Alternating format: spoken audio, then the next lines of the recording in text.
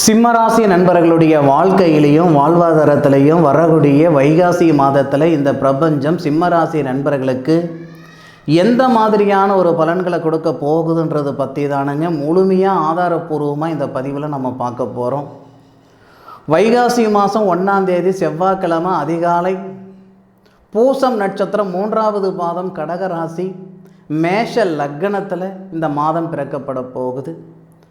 சிம்ம ராசியாதிபதி சூரிய பகவான் சிம்ம ராசிக்கு 10வது பாவகன் சொல்லக்கூடிய தொழில் ஸ்தானத்தில் வரக்கூடிய ஒரே மாதம் இந்த வைகாசி மாதம் மட்டும்தானுங்க. பொதுவாக சுய தொழில் செய்யணுன்ற ஆசை எல்லாருக்குமே இருக்க தான் செய்யுது. சில பேருக்கு சுய தொழில் நம்மளால் செய்ய முடியலையன்ற ஆதங்கம் இருக்க தான் செய்யுது. சிம்மராசி நண்பர்கள் சுய தொழில் செய்யணுன்ற ஆசை இருக்குது, இல்லை சுய தொழில் செய்ய முடியலையேன்ற ஆதங்கம் இருக்குதுன்னா இந்த நேரத்தை பயன்படுத்திக்கிடலாம். உங்களுடைய ராசி அதிபதி சூரிய பகவான், உங்கள் ராசிக்கு மட்டுமே சூரிய பகவான் அதிபதி.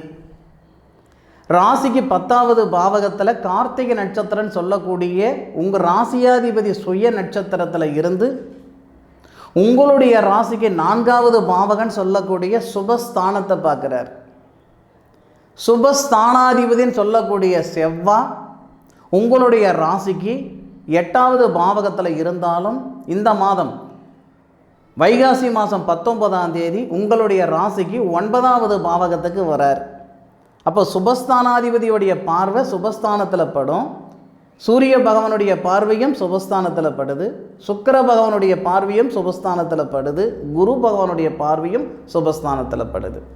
மீண்டும் இந்த மாதிரி ஒரு அற்புதம் வர்றதுக்கு 12 வருஷம் வெயிட் பண்ணணுங்க. அருமையான ஒரு நேர காலங்கள் வர்ற வைகாசி மாதம். வைகாசி மாதம் 18ஆம் தேதியிலிருந்து வைகாசி மாதம் 32ஆம் தேதி வரை உண்மையிலேயே சிம்மராசி நண்பர்களுக்கு மறக்க முடியாத ஒரு நாட்களாக இருக்கும். இந்த தருணத்தில் நீங்கள் விதைக்கக்கூடிய ஒரு விதை எதிர்காலத்தில் மிகப்பெரிய விருட்சமாக வரும். இன்றைக்கி ஆஹா ஓஹோன்னு இருக்கிறவங்க எல்லாமே ஏதோ ஒரு காலகட்டத்தில் ஆரம்பத்திலேருந்து தானே வந்திருப்பாங்க. அந்த மாதிரி சிம்மராசி நண்பர்கள் நீங்கள் ஒரு காலகட்டத்தில் ஆஹா ஓஹோன்னு இருக்கணும்னா இந்த மாதத்தில் எடுக்கக்கூடிய முடிவுகள் தான் உங்களுக்கு உறுதுணையாக இருக்கும்.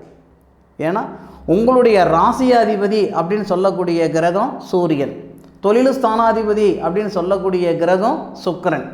சுக்கிரனும் சூரியனும் ஒரே பாவகத்தில் இருப்பாங்க. வைகாசி மாதம் 1ஆம் தேதியிலிருந்து சூரியன் தொழில் ஸ்தானத்தில், வைகாசி மாதம் 6ஆம் தேதியிலிருந்து தொழில் ஸ்தானாதிபதினு சொல்லக்கூடிய சுக்கிரனும் உங்கள் ராசியாதிபதியோட சூரியனோட சேர்ந்து தொழில் ஸ்தானத்தில். அதுபோக தேவகுருன்னு சொல்லக்கூடிய கிரகம் குரு பகவான் உங்களுடைய ராசிக்கு 10வது பாவகத்தில். இதில் ஒரு நல்ல விஷயம் என்னன்னா, சூரியனாக இருக்கட்டும், சுக்கிரனாக இருக்கட்டும், குருவாக இருக்கட்டும், 3 பேருமே ஒரே நட்சத்திரத்தில் தான் இருக்காங்க. சூரிய பகவானுடைய சாரம்தான் வாங்கியிருக்காங்க. இந்த 3 கிரகங்களுடைய பார்வையும் 4வது பாவகத்தில் படும்போது திடீர்னு வீடு வாசல் வாங்கிறதுக்கு வாய்ப்பு இருக்குது. இந்த நிமிஷம் வரைக்கும் சிம்மராசியில் பிறந்த உங்களுக்கு நம்ம சொந்தமாக ஒரு வீடு வாங்கணும், ஒரு இடம் வாங்கணுன்ற எண்ணம் இல்லாமலே இருக்கலாம். இருக்கிற கடனே கட்ட முடியல, நாம் என்னடா புதுசாக எங்கடா வீடு வாசல் வாங்க போகிறோம், மண்ணு மனம் வாங்க போகிறோம் அப்படின்ற எண்ணத்தில் நீங்கள் இருக்கலாம். வைகாசி மாதம் 18ஆம் தேதி வரட்டுங்க. வைகாசி மாதம் 18ஆம் தேதி புதனும் மாறுறார். புதன் யார்? தனஸ்தானாதிபதி, லாபஸ்தானாதிபதி. அப்போது வைகாசி 18ஆம் தேதி புதனும் உங்களுடைய ராசிக்கு 10வது பாவகத்தில் வருவார்.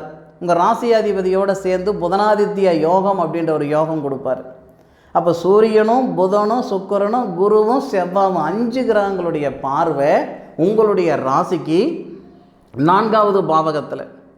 5 கிரகங்கள் மட்டும் இல்லைங்க, சனி பகவானுடைய பார்வையும் படுது, பார்த்துக்கிடுங்க. சனி பகவான் கும்பத்தில் இருக்கிறார். சதய புரட்டாதி நட்சத்திரம் 2வது பாதத்தில் 10வது பார்வையாக சனி பகவானுடைய பார்வையும் படுதுங்க சுபஸ்தானத்தில்.